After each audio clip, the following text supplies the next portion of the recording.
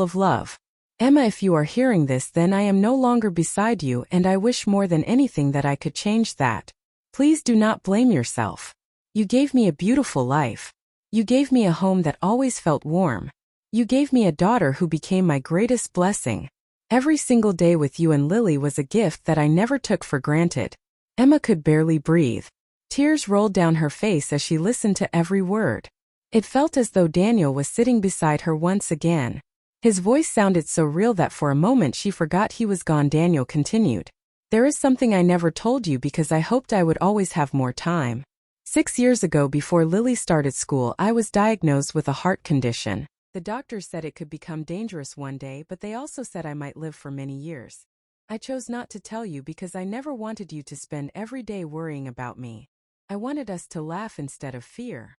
I wanted Lily to remember a happy father, not a sick one. Emma covered her face with both hands. She remembered all the times Daniel had insisted he was only tired from work. She remembered the nights he quietly sat down after climbing the stairs. She remembered asking if he wanted to see a doctor and him smiling as if everything was fine. Now every memory felt different. Daniel spoke again. Please forgive me for keeping that secret. I know secrets can hurt the people we love, but I never wanted my illness to become the center of our lives. There is one more thing you need to know. Inside my toolbox in the garage there is a false bottom. I built it myself years ago. Under it you will find a small metal box. Everything inside belongs to you and Lily. Emma immediately stood from the chair. Her heart raced as she hurried toward the garage carrying the phone in one shaking hand. The rain outside grew heavier as thunder echoed across the neighborhood. She found the old wooden toolbox sitting exactly where Daniel had always kept it. With trembling fingers she searched until she noticed a hidden wooden panel. She slowly lifted it. Beneath it rested a small silver box. Emma stared at it, unable to move. For several seconds she simply cried, then she opened it. Inside were several envelopes, a bundle of cash, a folder filled with documents, a small gold key, and dozens of handwritten letters. Each envelope had a name. One said Emma. Another said Lily age 8. Then Lily age 10. Lily age 13. Lily graduation. Lily wedding day. And finally one that simply read, Open when you miss me most.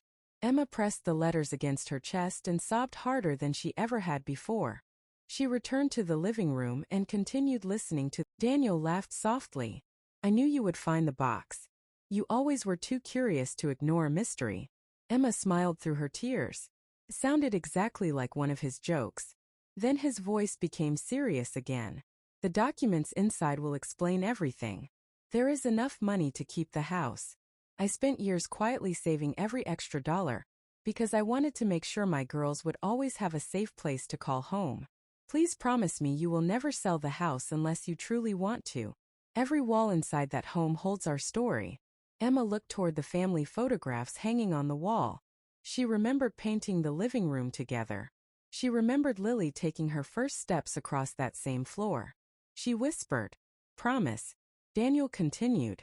There is also something else inside the folder. Please do not ignore it. A few years ago I met a little boy named Noah during one of my volunteer projects. He lost both of his parents in a car accident. Whenever I looked at him I imagined what would happen if Lily ever lost us. I promised him that if he ever needed help I would never disappear from his life. Emma frowned with confusion. She slowly opened the folder.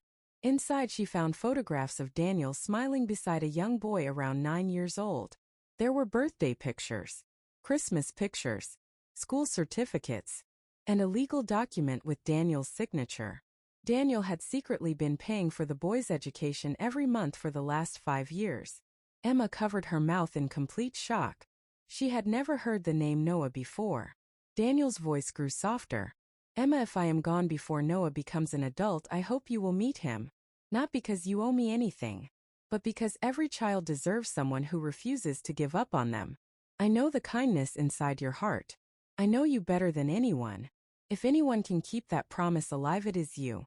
Emma looked once more at the smiling photograph of the little boy. Daniel laughed softly. I knew you would